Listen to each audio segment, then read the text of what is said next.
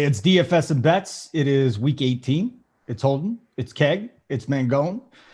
Good afternoon, good morning, good evening, gentlemen and ladies, whenever you're watching this right now. We're going to run down the 6-game slate. We usually do a 6-game slate. And earlier this week, I was asking Keg, I'm like, Keg, which games do you want to do? He's like, well, there's 6 games and we usually do 6. So I guess we're just going to do what we normally do, except the games mean a lot more. Hey, make sure you like this video and subscribe to the Run Pure Sports and Run Pure Bets channels here on YouTube. We got the NBA back. We got premium content all over the place. Mangone, hey, talk to me a little bit about this NBA premium content we got. I love doing the show with JSU up to lock. If he's not the best basketball DFS player out there tournament-wise, he's right up there. But what else do we have to help people like Keg make money?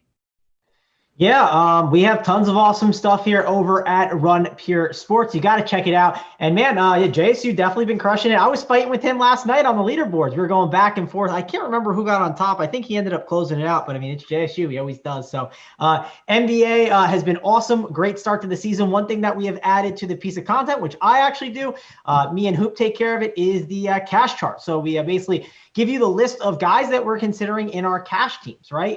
And you don't only have to do it for that, right? JSU is someone that he's a tournament player. He can, you can plug in some of his core guys and then go look at the cash chart, because JSU tries to find ways to get leverage and get unique and give you that like way to kind of have a different path than other people. And then you can jump on some of the cash plays, which are great plays, right? He's not eating all the chalk, JSU, but he's definitely playing some of it. So the cash chart's awesome. The shows are great. So much awesome NBA content that we have going on over here at Run Pure Sports. So check it out.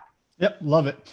Keg, on the bet side, I know our guy AP has been just on a complete heater right now. Every morning, I just wake up. I forget what bets I even tail him on. I just wake up and there's more money. It really is amazing because you don't see this too often. Now, you've kind of been on a heater all year with the NFL, but AP is just off to a smashing start. And the NBA content's been terrific over there. And we got a lot going on for the playoffs, too. Yeah, AP, man. He's like going into last night, he was 27 for 36. Oh, my like God. 19 units to start the year. Yeah, we're going to have our first NBA live betting show tonight. For ESPN doubleheader. We'll be on at 7:30. And as a testimonial to the DFS side, I have no idea what I'm doing, okay? Because I got in the sports betting world 20 years ago. DFS is all new to me, but I have at least doubled my money betting DFS NBA every day of the season except last night, just by following the core plays and watching that show with you and JSU up the lock. So, I mean, I don't even know what I'm doing, and I'm making money. So the DFS is unbelievable at what they do. But yeah, I'm killing it, bro. 11 units last 2 weeks in the NFL. AP's got the NBA going. JJ and Joey and Matt have college basketball going. And then we also have Spread and Tyler doing NBA. So it's going well. I find it interesting, and I threw this out on Twitter yesterday. It's like there's a whole bunch of bettors on Twitter that are hitting at about a 95% rate here. And it actually, the 2 people that it was aimed for, neither one of them has posted a pick yesterday. It was terrific. I think they know who they are. The difference with our guys is they actually chart it. Like, we've got a sheet. You know that they're actually winning or losing. So everything's out there. Let's get into the NFL, though, guys. Enough filleting ourselves. Let's get to some NFL. Indy, Buffalo, Rams, Seattle, Tampa Bay, Washington, Baltimore, Tennessee, Chicago, New Orleans, and Cleveland and Pittsburgh. And this first game might be the best one. I take it back. They're all awesome, but boy, Indianapolis, Buffalo. How do you not get excited about Buffalo right now? 6.5-point favorites at home, though. 51.5 is the total. They got no run game. On the other hand, Indianapolis, terrific defense, terrific run game all of a sudden. And this, to me, is just going to be a battle of wills. If Buffalo is forced to if Josh Allen has to roll left a whole bunch instead of rolling right, there could be a long time where there's problems. And if Rivers doesn't have to play from behind, I think Indianapolis is going to keep this close. 6.5. What do you think? Yeah, this is the game that I'm most excited for on the first weekend of the 6 games. Colts are definitely playing confidently going into the playoffs. The running game you just mentioned hasn't looked this good as it has the last month all year. offensive line getting the job done. And we really know what Rivers is, man. He has the ability to throw 3 touchdowns or throw 3 picks in any games that he plays, right? So if they limit the turnovers and they play solid defense, I think they have a shot to make it interesting. But do I think that they'll actually win the game in the end? I don't. And that's because the Buffalo Bills are, I think, one of 2 teams in the league right now that can go score for score with the Kansas City Chiefs. They're a juggernaut on offense. So they're going to hang 35 in this game, if I had to guess, because they hang 30 in almost every game they play. The last 3 weeks, they have scored 38, 48, and 56. So, I mean, that's absolutely absurd. The way they're playing, nobody is stopping the offense. The liability is on defense. They're going to have problems stopping good offenses from scoring, and the Colts are probably going to be able to run the ball right down their throat and let Rivers play off play action. If I had to guess, that's what I would do. I think the spread is interesting at 6.5. I lean the Bills, but the spread, in my opinion, is a complete pass unless you want to tease the Bills down if they get to like 7. I think the real edges in this game are in the totals. I think that the full game over is the play. I think 51 is short. I just don't think it's enough points with the way that Buffalo has been scoring and the way that the Colts are capable of scoring at their best. I'm a little concerned about the cold weather for a dome team, but even still, the 2 angles in this game that I like, I think the Colts find a way to get up and over 21.5 as their team total. And I think that this game probably goes over 51.5. I did see some 51s out there that I think you can get. Aside from that, I'll probably pass the side and just focus on the totals, but that's all I got. Hey, Mangone. Well, that was a lot, actually. From in the first 9 weeks, the Colts were 31st in rushing efficiency. In the last 8 weeks, they're 5th. I mean, they're coming on, man. Now, a lot of this is going to have to be predicated on whether or not the Colts are playing from in front or behind. But I want to get your thoughts. I mean, it's 6 games, so almost everybody's in play, right? Rivers, Allen. Start with the quarterbacks, and then I got one guy at wide receiver I really want to dig into. But what do you think about the quarterbacks and even the running backs? Yeah, before I dive in, let me mention this is like a 3-game slate, right? So what we do is we have Saturday, there'll be 3 games and they're all together on the slate. And then Sunday, there'll be 3 that are together. It's not a full 6-game slate. The DFS sites don't like that. They want you to pay. But it is. You can play the 6 games. You can play the 6-game slate on the all-day slates, but that's not where the biggest prize pools are. And Holden, everyone loves the big prize pool. They want to win 100K. So we're going to try and help them win 100K. So what do we got? We got we got the $15 screen pass in here. I mean, you can win $100,000, but I get what you're saying. Yeah, you're going to split it up. I prefer the 6-game slate just because I like bigger slates and it's fun, but you're right. So let's attack it that way. Yeah. I mean, if you want to attack it for the whole thing, sure. But yeah, I just want to mention it that way. And if you look, obviously this game, it's on Sunday, on Saturday. And on Saturday, the quarterbacks that are out there, I mean, they stink, man. I mean, we got Walford out there. We got Rivers, Alex Smith. Like, Russell Wilson is not cooking anymore. I mean, if he is cooking, I don't know what he's cooking. He is not cooking something good, man. It is not great. So Josh Allen is going to maybe be a priority to me. The reason why I would say Josh Allen might be a priority is because I look at Tom Brady, and I think Tom Brady, he's definitely – he's done really great this season. I've been impressed. I can't wait to make fun of him whenever he runs into that like really tough team that takes him out. But that defensive line will cause him fits, right? I do think Chase Young will be able to get to the quarterback a bit and cause some problems. Where I think Josh Allen is just going to be a priority. You want to have rushing quarterbacks. They have such a high ceiling that other guys can't capture. Even if Brady throws for let's say Brady throws for, 300 yards and 3 touchdowns, Josh Allen can still easily outscore him by running with his legs. So I want to have Josh Allen. I think he is a great option to go to. He's going to be a priority for me in cash games. tournaments as well. Definitely want to get exposure to him. Now, we got the receiving core on the Bills. I don't really want to touch the running backs, but the receivers, you got Stephon Diggs, who has been phenomenal all season long. Definitely someone I'm going to look at and try to maybe make a priority in some of my lineups. John Brown coming back from injury. You got Cole Beasley still at a decent price tag. Gabe Davis, he's another guy that gets some work that isn't bad at 4K if you're looking for a cheap punt. On these kind of 3-game slates, Holden, we want to jam in these studs, right? We want to jam in Allen. We want to jam in Diggs.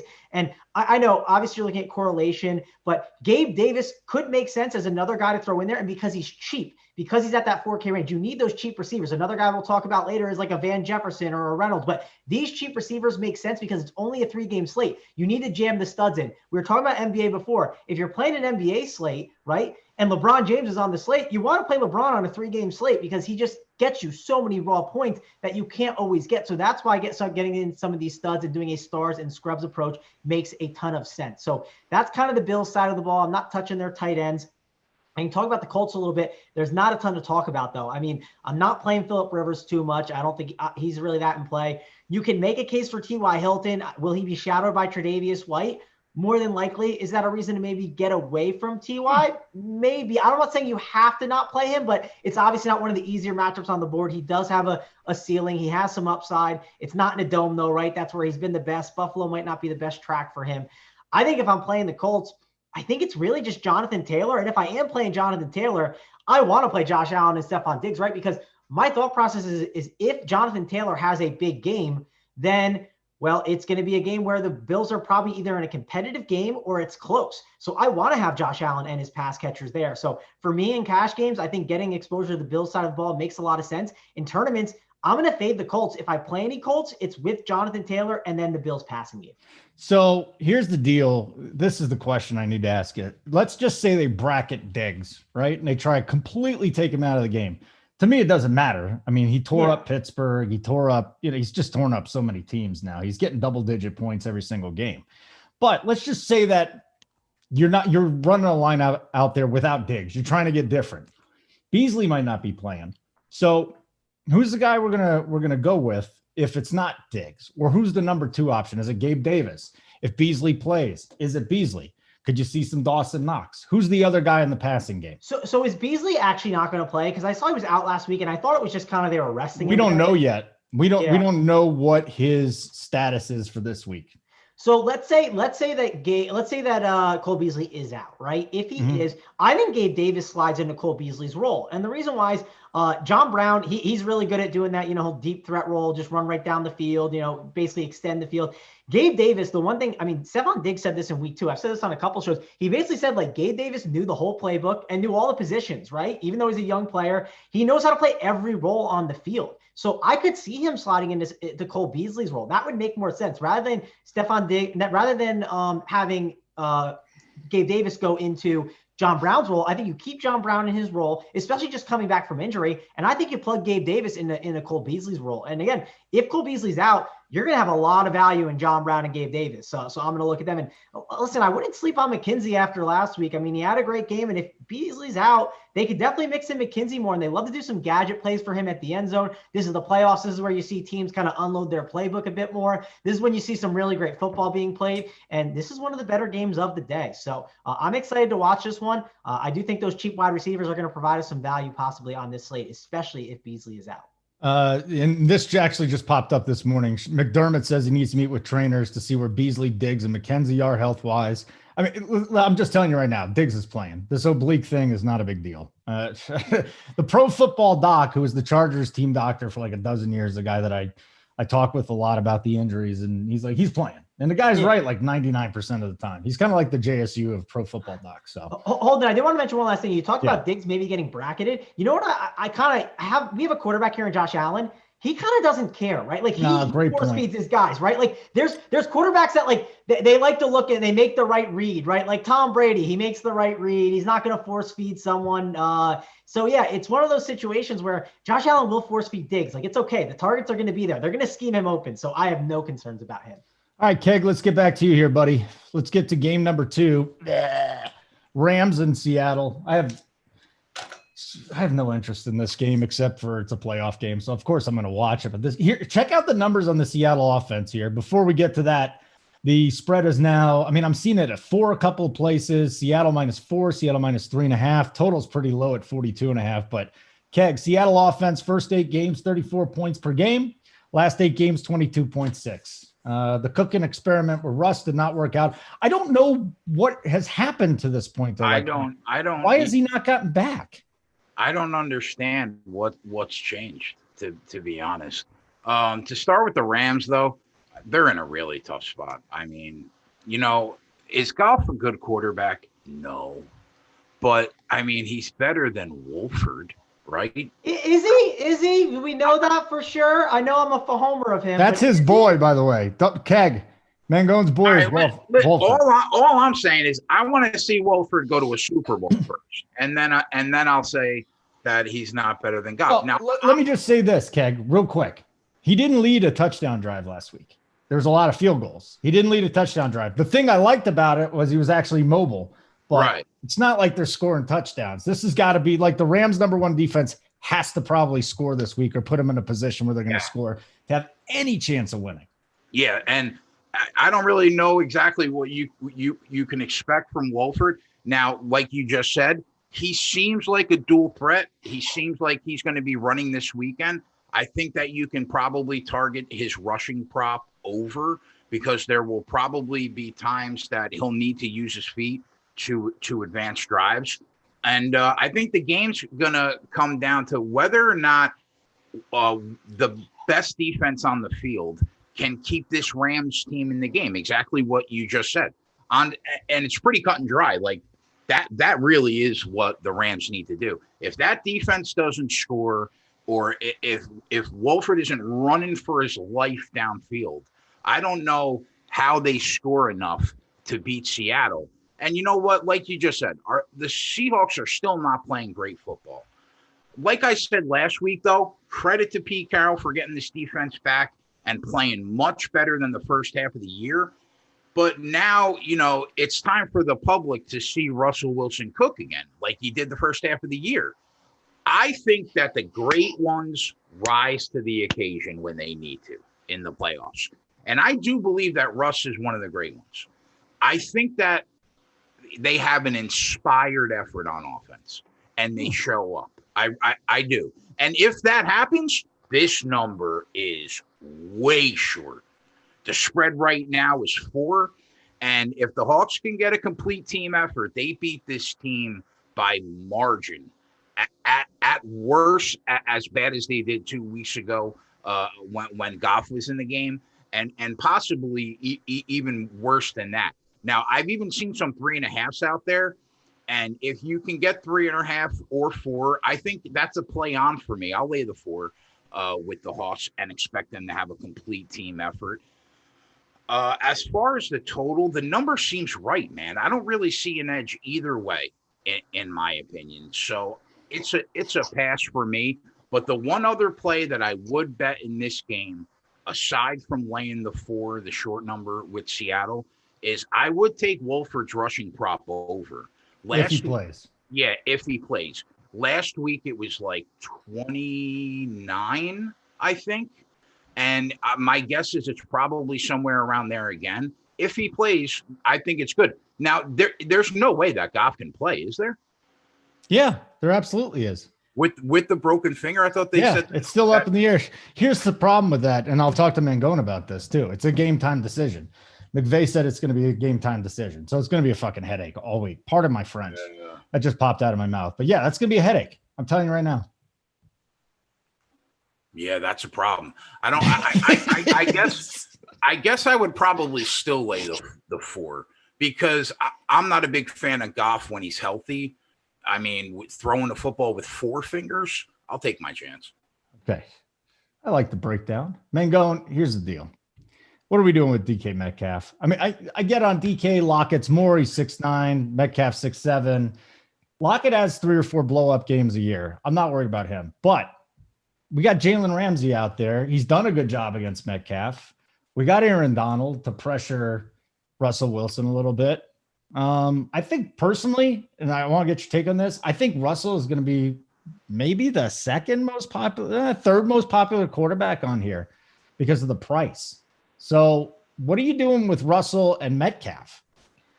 Yeah, it's interesting. So here's the thing about Russell Wilson in DFS where he can make some sense. So he's the cheapest we've seen, I feel like, in a while. I mean, he's 7.4K on FanDuel, right? Like, I mean, that's crazy that he is at that price tag. I mean, 7.4K, like, I mean, he's literally he's $500 more than Phillip Rivers. Like, come on. Like, I mean, Russell Wilson is definitely going to be someone that people are going to be looking at. If you want to, taking the approach of jamming in some guys and get him as a cheaper quarterback option, I think he makes some sense. My problem here is, man, so the Seattle coaching staff, they're a bunch of idiots, right? And the thing is, you know how you beat the Rams? Beating the Rams, you got to run the ball, right? Like you kind of just run it and you just take those short yards that they give you. And what my concern is Seattle, it plays into the defense. Like the defense wants them to get the ball to Russell Wilson's hands. And I feel like Seattle's going to be dumb enough to just keep running the ball and not have the ball in Russell Wilson's hands. That is one of my concerns about this game, at least from just like a thing of like the game in general and thinking it from a handicap perspective. Now, the reason I like Russell Wilson a little bit more is Russell Wilson, he's not like known as like a running quarterback, right? But he has the legs. He can run at times. I think you're going to see him run more in the playoffs, right? I think this is where we can see him, shine a little bit more. Maybe this is where we can see Russ cook a little bit more. I do have some concerns because this Rams defense is really good, man. I mean, this defense is not a joke. I'm at the point where I honestly wouldn't be surprised if the Rams won this game outright. It would not shock me at all with Walford. It just would not, because of how great this defense is and how dumb this Seattle coaching staff is. They just have been making terrible decisions all throughout the season since like week 6. I mean, it's been a disaster. Why is Russ not throwing more? Why are we handing the ball off to Chris Carson, who's still hurt? It makes zero sense at all. So I'm not playing some of these Seattle running backs, I don't think, unless Chris Carson's price is really cheap around the industry and I have to play him. The problem is it's a 3-game slate, right? We got to play someone. We just can't fade every single player. So if Carson's going to get the majority of the work, I could see him make some sense because he's going to get the volume. But I do have concerns there with him. Metcalf, I don't want to play him because he's against Ramsey, right? There's other guys I can play. I can play, Stephon Diggs. I can play Chris Godwin. There's just other options I can go to. Now, you can make the case, the price tag on DK Metcalf, it is nice, right? On FanDuel specifically, you got him at 6.9K, which, man, I mean, that is really getting cheap for DK Metcalf. What is his price on DK, Holden? Do you have that up in front of you? Yeah, he's again on DK 6.7. Lockett is 6.9 on DraftKings, and then on FanDuel, DK is 6.9. I mean, can you imagine like 8 weeks ago if we saw these prices? Yeah, I mean, and then Lockett is 6.8. So again, they're just evenly priced, and I guess it's because Lockett doesn't have to face Ramsey. Yeah, no, for sure. And I do think it makes a lot of sense to even consider like, hey, like they might just force feed Metcalf more than you think, right? I mean, Metcalf has been impressive. I get it's on Ramsey, but you can make the case that 6.7K, it's still not bad. Basically, and the reason why I say this is because, again, it's not the greatest overall slate. My only concern, like I said before, about Metcalf and Lockett is I can play these other guys. There are better receivers. There is Diggs. There's Godwin. And you can make the case there's not a lot to like spend on at running back that you absolutely love. That's why you can even make the case to maybe jam in Jonathan Taylor because, again, we don't have a lot of guys that we want to play. I do want to talk about on the Rams side of the ball. What are we doing with Cam Akers? Yep. So he had 21 attempts last week. He is the guy now, right? But he had 21 attempts for 34 yards. Oh, his ankle's bothering him. Yeah, exactly. So was he really healthy? Will he be healthy enough for this game? That is my big concern there, Holden. So I don't know if I want to pull the trigger on him. I want to hear how his status is going to be. Overall, you kind of said at the start of this, it's a bit of a gross game. It really is. It's not one of the best games on the entire overall slate. You can make a case for some of these cheaper tight ends like a Tyler Higbee and a Gerald Everett.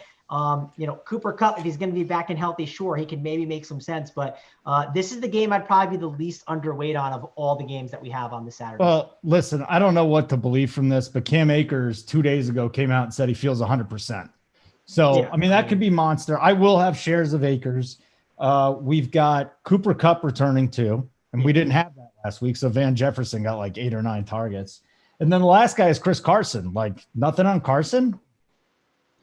He's been banged up all year. I mean, he is getting cheaper. So I wouldn't mind it. And Hyde wasn't there last week, right? So that kind of helped him out a bit. Like I said, I don't mind Chris Carson. I think his price is getting cheaper. A lot of these guys' prices are getting cheaper. And the reason why I don't mind Carson is because if you look, like I said, the Rams defense, they allow guys to just run on them. They're okay just giving up these short yardage runs. They're fine with that. And I could see Seattle just trying to take those like 3-yard runs and then just putting, Seattle in the bad like third down situations and then trying to have them bet on Russell to see what happens against that really tough defense. So I don't mind Carson because the price is getting cheaper. Yeah, it's a 3-game slate, right? We have to play someone.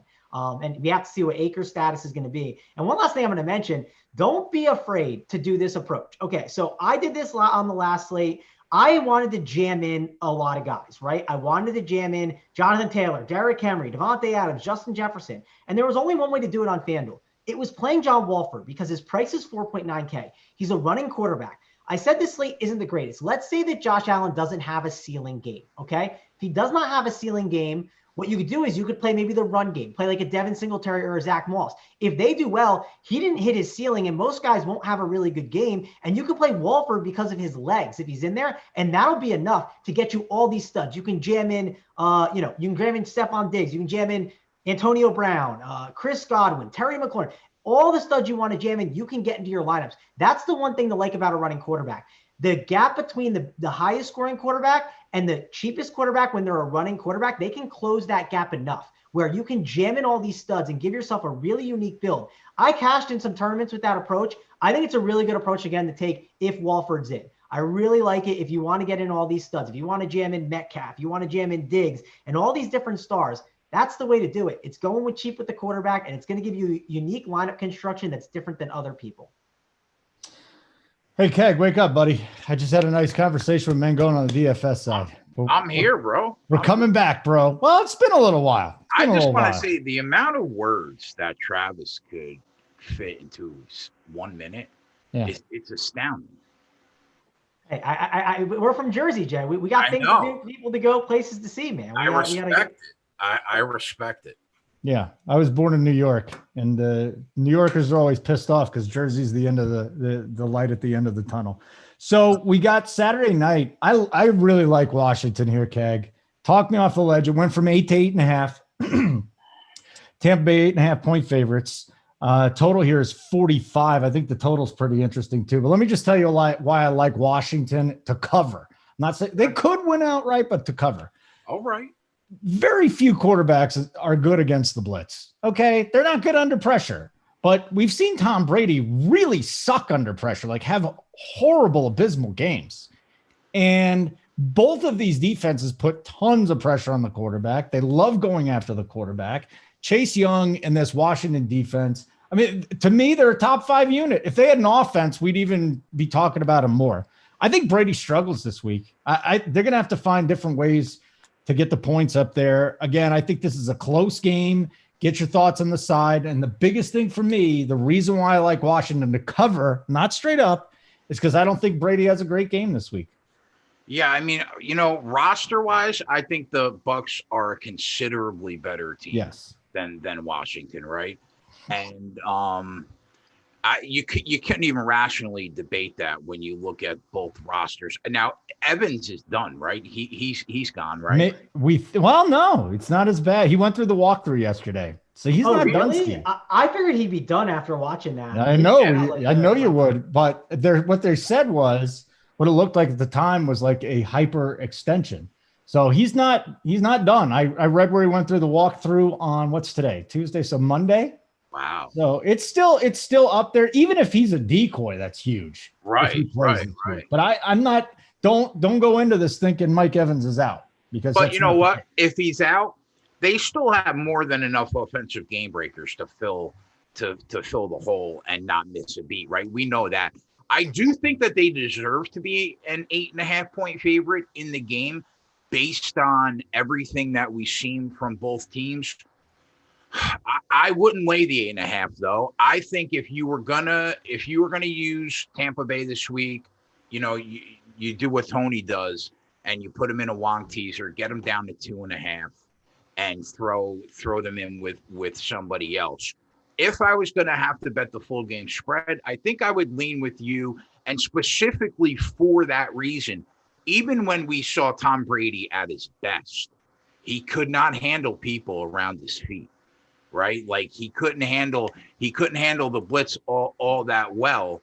If it got there fast enough. If it didn't, he would pick you apart and he'd put up 50. But, Washington, they don't deserve to be in the playoffs.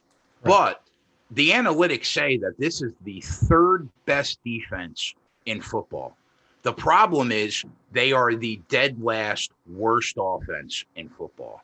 And that's what, in the end, I think will be the problem with them.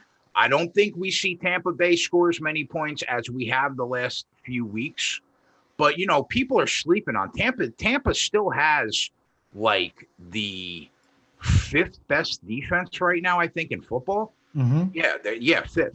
So I just don't see how Washington, even with Alex Smith, scores consistently enough to beat Tampa Bay. That's where I think why I could never take the stab on them on the money line outright. Okay. Yeah.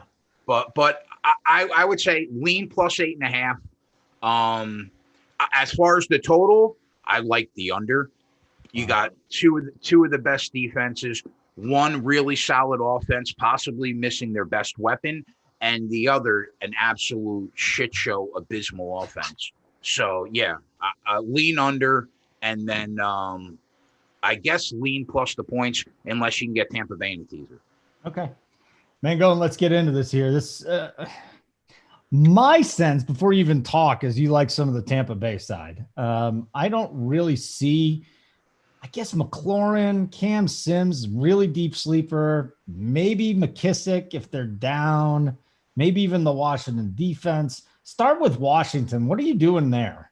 Yeah, let's knock that out quick. It's Washington. Yeah. We don't have to say too much, but I do think Alex Smith is going to struggle. The reason why is like Tampa Bay, they have a really great run D, right? And so Gibson's not going to be able to get going. You're going to have Smith trying to throw the ball, and it's going to be a disaster.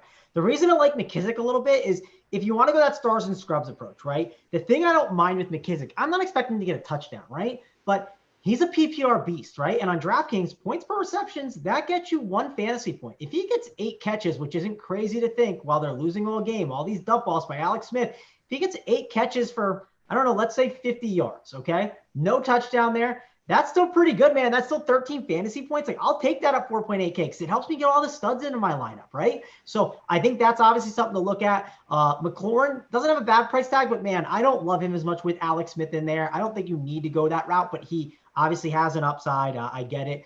So I don't need to talk too much more about Washington. Let's move on from there. Let's talk about the Bucs. Ronald Jones, I'm a big fan of. I'm absolutely love this kid. I think he's awesome. I think he's going to have a pretty nice game. I think they're going to rely on the run. Like Ronald Jones a bit. I think he gets a touchdown there. So I'm interested in him. That might not be a bad first touchdown bet too. The way Ronald Jones has been running the ball. Love him in this spot. I do want to mention if Mike Evans, if he is not going to play, then obviously Antonio Brown, Godwin get massive, massive bumps. Now, if Mike Evans is going to be in there as a decoy, I'm still happy about that too. You know why? I want some Chris Godwin in my life. I mean, he's one of the best receivers on that team, I'd say. You can argue he's better than Mike Evans, in my opinion. And second, I'll say this. Tom Brady is going to struggle at times. And the reason why he's going to struggle is that defensive line is going to get after him, right? Tom Brady's not going to just be able to sit there all game long and have a clean pocket. And when Brady's not able to have a clean pocket, he's smart enough to understand how to just get rid of the ball quickly. Do those short little passes. He knows how to check out of things. And what's going to happen is where are those short yardage throws going to go? They're going to go to Chris Godwin in the slot. I love Chris Godwin in this spot. I think you can make the case. He might be the best receiver on this slate, even better than Stephon Diggs. You can make that argument. And I think that he's going to be one of my, core plays to try and get into my lineups this week. Okay. You and I will differ on Brady this week then. I mean, even if Evans is in there, you got to like Godwin and Brown, right? Ronald Jones should see some nice work. But again, the Washington defense. How could Evans be effective after that injury? I don't know. Listen, we've seen crazy things happen. The dude's really tough. Yeah. I mean, 7 straight seasons over 1,000 yards. He got that, and then he got hurt. But I don't. Yeah. Has anyone ever done that before? No, I think it's just either Randy Moss or he broke his record. Right? I think he broke it, and then I mean, all of Moss's records broke. Jefferson broke his. Jefferson's all-time rookie leading yards receiver. He beat Bolden. So real quick, Keg, just one more time on the total. Just like 45.5. The Tampa Bay total, you were saying what? Did you have a lean there or no? Listen, man, 45.5 is low. Okay. And an interesting stat, totals of 44 or totals of 44 going under since week 10. They've only gone 1-17, I think, to the under, where the first 10 weeks of the year, totals of 44 or less going under were like 13-12 to the under. But it's flipped dramatically. But, and I know you could have got this at 46.5 as soon as it opened, but I still think at 45, because of how ineffective that Washington offense is when they're playing a normal defense, Tampa Bay's defense is still elite, and especially against the run. And if you're telling me that the only hopes of Washington scoring on Sunday fully rest with Alex Smith, then I just don't see how they score a lot of points. And on the flip side, yes, Tampa Bay has a very solid offense. They've showed it the last 3 weeks, but they're playing a top 3 defense in football, and I think that they are going to struggle a little bit. So I just like the under a lot here. JJ likes it too. We're both like in lockstep that we think that's the side. All right, if you haven't already, give us a thumbs up here. Mangone, we got NFL playoff content, just tons of premium content out there. We're doing our normal free stuff. This show, I got the 2 podcasts, the Old Guys podcast, Young Guys podcast. We got Uncle T on one. We got Title. We got Rubio. We got G Rising. But what else we got coming up here for the playoff content this week? Core plays, playbook, everything? Yeah, I mean, we're running most of the normal stuff. So yeah, I'd say we're gonna have showdown stuff as well. So that's one thing that I feel like differentiates us from some other people. We're gonna have all different showdown playbooks for it. So that's for the single game slate. So check that out. We'll have all the shows. We have a Saturday show and a Sunday show dedicated for each 3-game slate. So that'll be on our YouTube channel for free. So come back here, hit that like button, hit the subscribe. And if you subscribe to the channel, what happens is you'll be notified Saturday morning when we go live. I'm sure it'll be around 10 or 11, something like that. And same thing on Sunday. Okay, very good. We'll get into our next game here. Oh, by the way, no weather concerns. It might be a little chilly, but that doesn't matter. No wind, no precip, no nothing. Baltimore, Tennessee. This is juicy, man. Come on, kid. Give it to me, baby. 55 is the total here. Went up just like a half a point. The side, Baltimore -3 on the road. We've seen Lamar Jackson struggle in the playoffs here. Kind of got figured out by the Chargers year 1. Last year, fell down again. But he is playing at an extremely high level to finish the season. And on the Tennessee side, it's the unstoppable force against the immovable object. We have Derrick Henry versus the Ravens defense. All right, I'm more excited about this one than any of them. And I want to see some Tannehill and play action. I want to see some Lamar running. What do you got? I think that this and the Bills game are obviously the 2 best games of the weekend. In my opinion, this game could easily go either way. Titans are getting the 3 at home. You could have got it at open at 3.5. If you didn't right now, it's 3. So if you're looking to take the Titans, you're a little upset in the fact that you could have got that hook, but they're getting 3 at home. And what I know is, can either of you guys look at me with a straight face and tell me that the Ravens are a better football team than the Titans? Because I can't say that. These teams seem really equal to me. And the kicker is the Titans are getting the 3 and at home. So listen, we say it every week. The Ravens are the best bullies in the game. They will destroy a shitty football team every day of the week like nobody else does it in football. Maybe Green Bay, maybe Aaron Rodgers, right? But when they play good football teams, their games tend to be close and they tend to struggle. The Titans are going to score a shit ton of points in this game. Okay. And what happens if they go up 10 to 14 points? Can you guarantee me that Lamar Jackson can throw his way back into a football game? Because he's only done it by trailing by 10 points in a game twice in, I think, 10 tries, right? I just can't say that the Baltimore Ravens are the better team in this game. Now, I'm not going to necessarily say that the Titans are the better team either.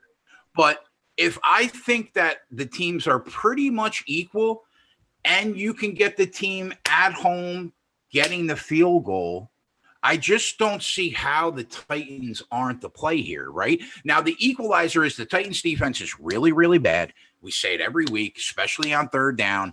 that makes me think that both these teams are going to run up and down the field all day long, and they're probably both going to get into the high 20s. Winner definitely probably breaks 30. That's how I feel about this game. And if that's the case, I'm taking the field goal at home, even though, like I said, you could have got the 3.5, but I still think there's value in the field goal that's available right now. As far as the total, I lean that it finds a way over 55 because of how good these offenses are, and because I don't think Baltimore's stopping Derrick Henry. And that's going to leave exactly what you just said. Ryan Tannehill's going to play off that play action. He's going to have huge windows in the secondary. And I just think that they're going to go up and down the field. That being said, I'm not betting in over 55.5 in the playoffs. I'm just not going to do it.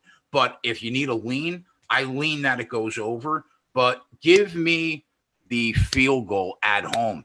I even went as far on the spreadsheet. I took a half unit shot at 10-1. I bet a reverse teaser and flipped it the other way. Titans -3 at home, because I think that it would not shock me if they won this game. It wouldn't shock me if they won this game by margin. They are a good football team. And yes, the Ravens beat up shitty teams, but they tend to struggle against really good teams. So that's my case. All right, good. Man, before we get to the DFS side on this, what do you think about the sides, the total, the side? Yeah, I was going to say, I mean, Jay's out here. He's betting the Titans so much. I was wondering if Derrick Henry's ex was a Ravens fan or something. That's how much I was wondering how much he liked that game. So I like the Titans side, but I will say the one thing I noticed from Jay's handicap, which I don't know if he's taking into consideration enough, is how bad that Titans defense is, man. Like, it's bad. If there's a historically defense, bad. So if there's a defense, and I listen, I like to hate on Lamar Jackson and say he can't throw because I don't think he's that great of a quarterback. If there's a defense that he could throw on, it's this one, right? Like, no. Listen, I don't know. You could be right. Now, they are historically bad on third down. I think they are the worst in NFL history getting off the field on third down. But I don't know, man. Lamar Jackson just does not impress me throwing the football. Well, I'm definitely with you. Like, I don't want to see Lamar much longer. Like, not much longer, but I guess I want to see the Titans, right? I want to see the Titans like run into the Chiefs or something. That would be a fun game to watch. Yeah. So I'm definitely on the side of I like fun, and I think fun is the Titans winning this game. So I'm with you, and I do like getting the points. Obviously, the Ravens could win, and you could still cover, Jay. So I think you're right. I think I think this should be more of a pick 'em. Maybe not all the way to a pick 'em, but I think it should be closer to that. Okay, so let's get into the plays here. And I'm just going to start it off with this. First of all, these two teams don't like each other. They played earlier in the season. There were some scuffles. So give me the take on Henry. But my guy is Dobbins. Again, he scored in 6 straight. He's got 7 touchdowns in that time. He's good, man. Lamar's just opening everything up. He's got fresh legs. They didn't use them too much, except down the stretch. Mangone, Andy Dobbins. Yeah, I mean, Dobbins could make some sense here. He's leading the league right now in yards per carry on like attempts, which at 6.0, which is pretty impressive. Obviously, is a smaller sample than some of the other running backs, but pretty impressive stuff by him so far. And obviously, Lamar helps kind of open that up a bit for him. So I do think that makes some sense. I am curious to see if the Titans like try to stack the box a little bit more on him, and they're just kind of say, hey, like we're gonna let Lamar try and throw and see what happens. And maybe that could cause some problems for a guy like Dobbins, but he's definitely in play, and I think he's a really good option to play in DFS. The only reason that maybe I shouldn't say that you don't love him on this slate is the price is going up on Dobbins, correct? Right? You see him now, he's on DK's at 6.6K, and this is like a pretty decent running back slate, right? Like I want to jam in Henry. I think David Montgomery's not a bad option. Alvin Kamara's pretty good. So, I mean, that's the one issue that J.K. Dobbins has going against him. If J.K. Dobbins was on the Saturday slate, I think I'd have more interest in him. My issue is I got Derrick Henry and I got Alvin Kamara on the Sunday slate, and I want to jam those two guys in. So what do you think of that whole? Go for it, man. I just love Dobbins, man. I think if he's probably going to be owned, everybody's going to have ownership this week, aren't they? And then like so last week I had a couple of lineups where I faded Henry and Adams. And those lineups actually did really well. Then the other 2/3 that had Adams in it, they screwed up. So my question is then, like, can you fade Henry here? Like, how many lineups can we fade Henry in? He's just on fire. He's probably going to have a nice game. How many lineups can we do? How much exposure do we have to Henry? He's not in every one.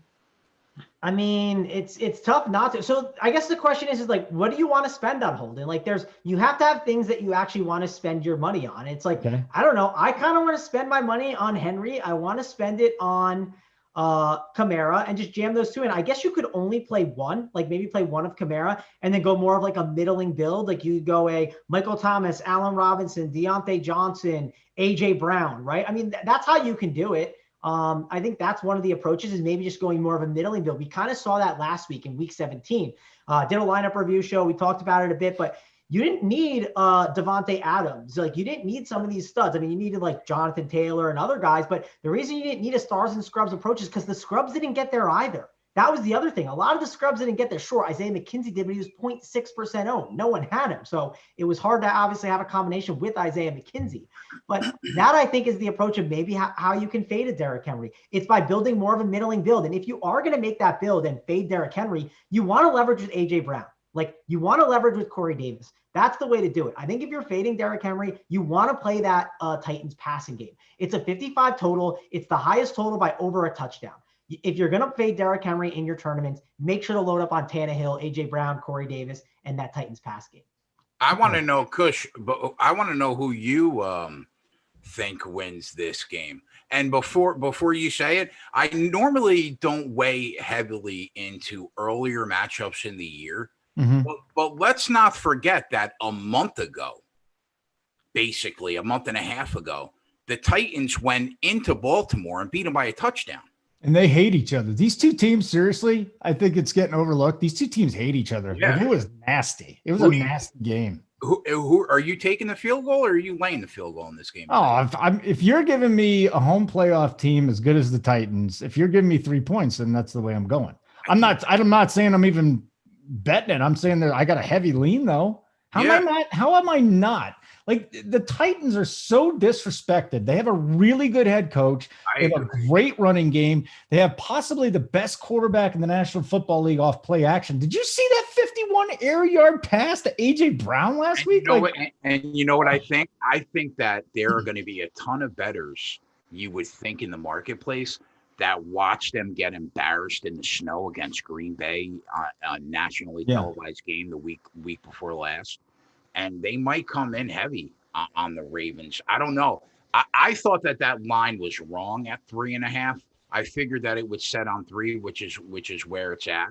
Do you think it goes back up to 3.5? I don't know. Let me just tell you this, and this just broke from Schefter as we're taping this.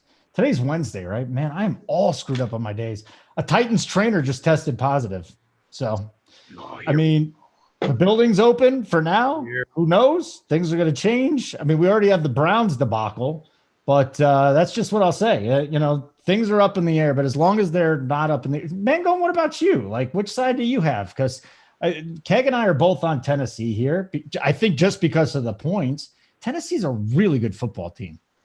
Yeah, I do worry about that defense though, Holden. Like the passing defense is bad. Yes. If you force me to pick, I think this should be closer to a pick 'em than it is. Maybe it should be, -2.5 or -1.5. I don't know what the exact line should be, but I don't think 3 is right. I think 3, I would take, +3 or even +3.5. Here's my issue. Every good team they played this year, they lost to.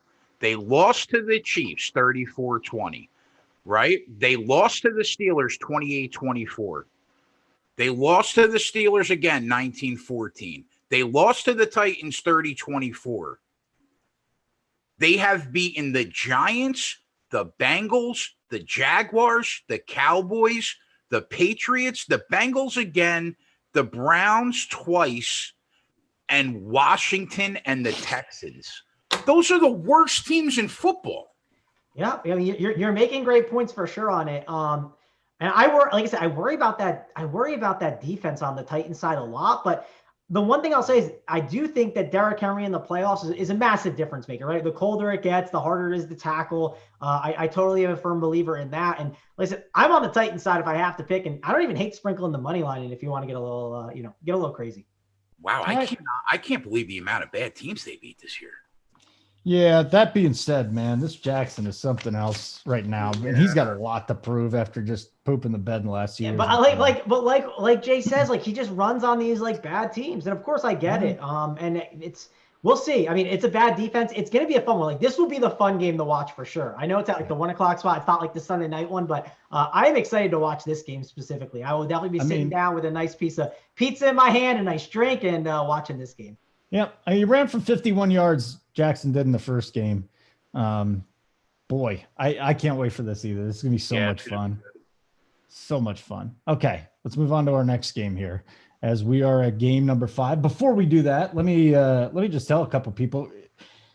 Now, Jersey doesn't have it, so I know you guys are struggling a little bit. But Monkey Knife Fight, it's kind of head-to-head player props. You can do fantasy points. You can do yards. Golf is out there now. Hoop is putting plays in our dedicated Monkey Knife Fight Discord.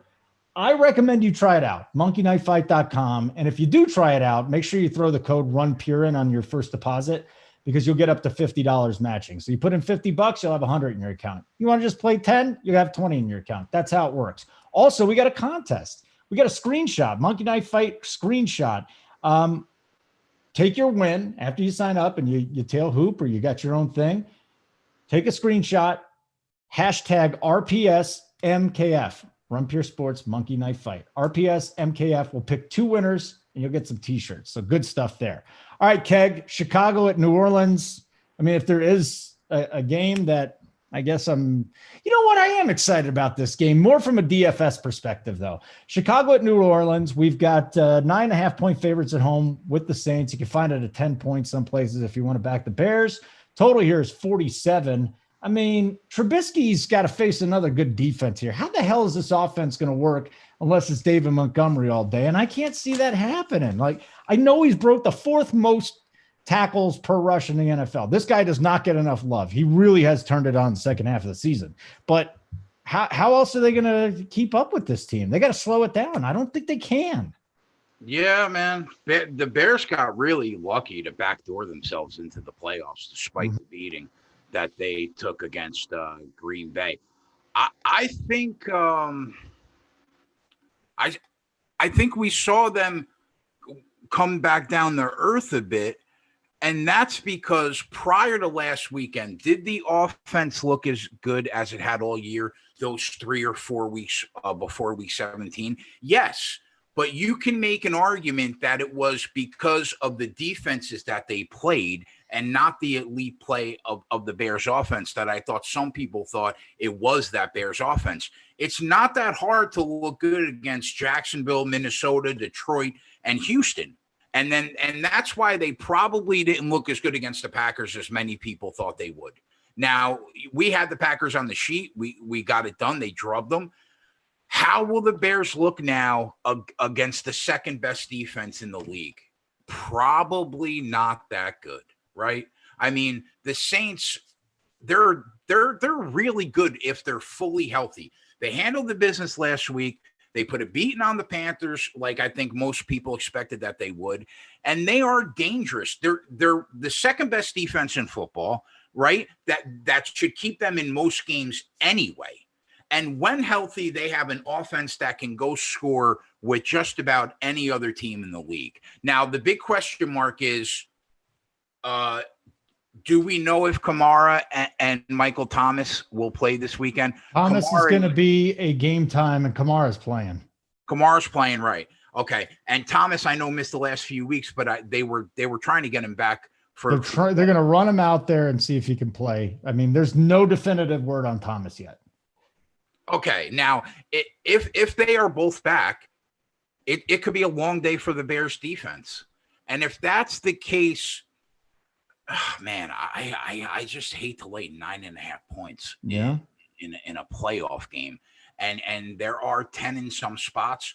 I'll tell you what, I would rather take my chance on the Bears being down 16 late and finding a way to backdoor this cover to get inside at 10 than I would to have to count on the Saints to beat them by 2 touchdowns. Even though I do think the Bears are going to struggle with that Saints defense, and even though, the Bears offense has been just about a top 10 defense all year, But still, if the Saints have all their weapons, that defense can struggle too. All that being said, I would rather take the chance to give me the 10 points than I would to lay it. But I'm going to pass this side. This was one of the 6 playoff games where it was really hard for me to find an angle. I didn't really like anything. And I think this is another total where the book lined this total almost exactly where I would have set this number. I would have set this number at 47. Right now, the number is at 47.5. I don't really think that there is an angle or an edge on the total either. I think it's lined perfectly. So I'm going to say this game is a complete pass for me. I don't like anything. Hey, so let's just say, Mangone, that Kamara is not cleared for this game, okay? Let's go that route because Kamara is obviously going to be a monster play if he is in this game. But if he's out, do you trust Ty Montgomery this week at 4.1K on DK? You play him. Yeah, I mean, you play him, right? But I think Kamara plays. I assume he plays. I don't think there's going to be a way where they're going to have him be sitting for this game. Well, I mean, it's the COVID is the only problem. But again, the signs are that he's pointing toward playing. Does he have it, or he doesn't actually have it, correct? It's like he was part of like it was the whole running back room that had contact with it. But did they actually get it? No, I don't think. It doesn't look like they got it. No. Gotcha. Well, that's something to note, right? Because sometimes these guys, we saw D'Anthony Melton in basketball. He got it, and then he didn't play like one of the first games he was back, and they said they were worried about his conditioning still. So that's the reason I asked it. But yeah, I think Kamara is going to play. I'm sure they're going to find a way to get him on the field. I'm sure it's enough time after. That's why they were cautious with all those players, wanted to make sure there was no issue. So yeah, Kamara, I'm going to try and get him in my lineups. I mean, they have a massive total. He's a big part of that offense. Excited about that. I do want to ask, is Michael Thomas back for this game? Again, we don't know. They're trying to get him out there to practice, and Peyton's not going to give us anything. Gotcha. Yeah. I mean, so that's what I was wondering, because his price is cheap, but who knows how healthy he really is. I didn't know if they're just like holding him for like so long because it's just like, hey, why not? They're already kind of clinched everything up and things were kind of moving along pretty well. Emmanuel Sanders, obviously at 5K could make sense.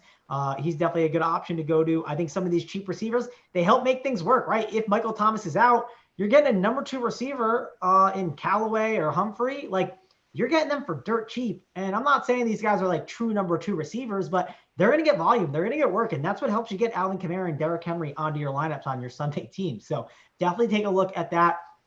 Drew Brees is not a quarterback I'm playing. I don't think I'll be going that route. If you are playing the Showdown slate, don't sleep on Mr. Taysom Hill. He'll make some sense on some Showdown formats, not in the regular format. I will pass on that. And then we'll talk about the Bears side. Like, man, I can't get behind Mitch Trubisky. I don't think I can get behind David Montgomery against this good Saints defense.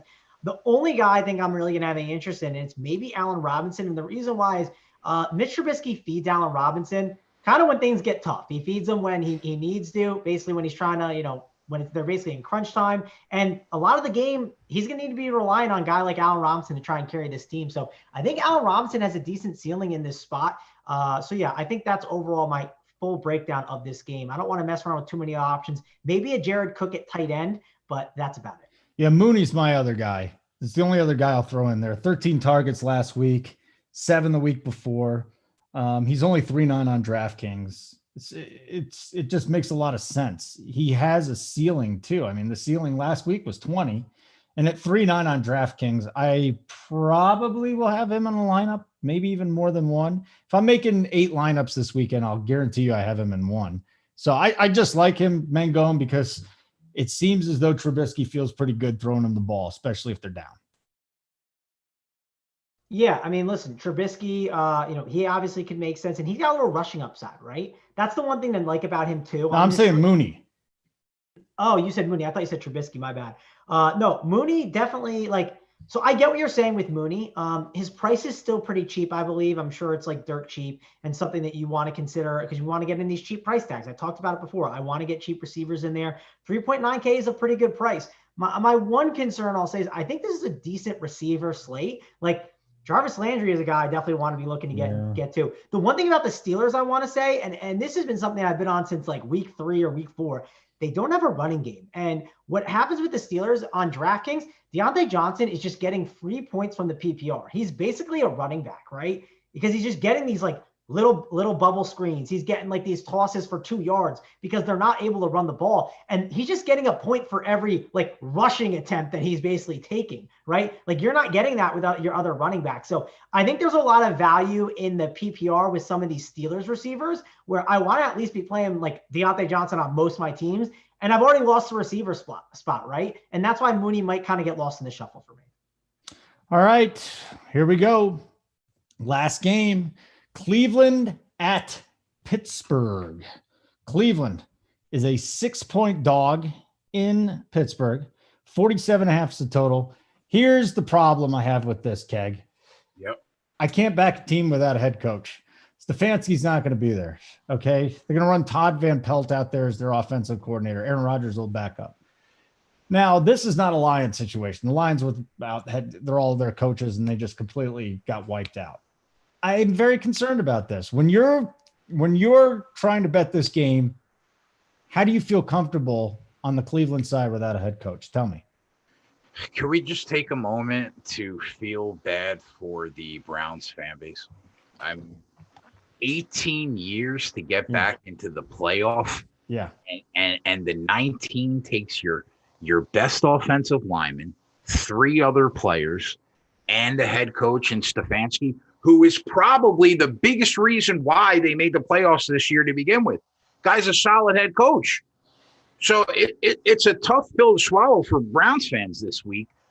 Last week cannot make you feel good if you're a Browns fan. The Steelers sat 1/3 of their starters. They sent Mason Rudolph out there, and you beat the team by less than a field goal that you're going to play now fully loaded, and you're missing your head coach.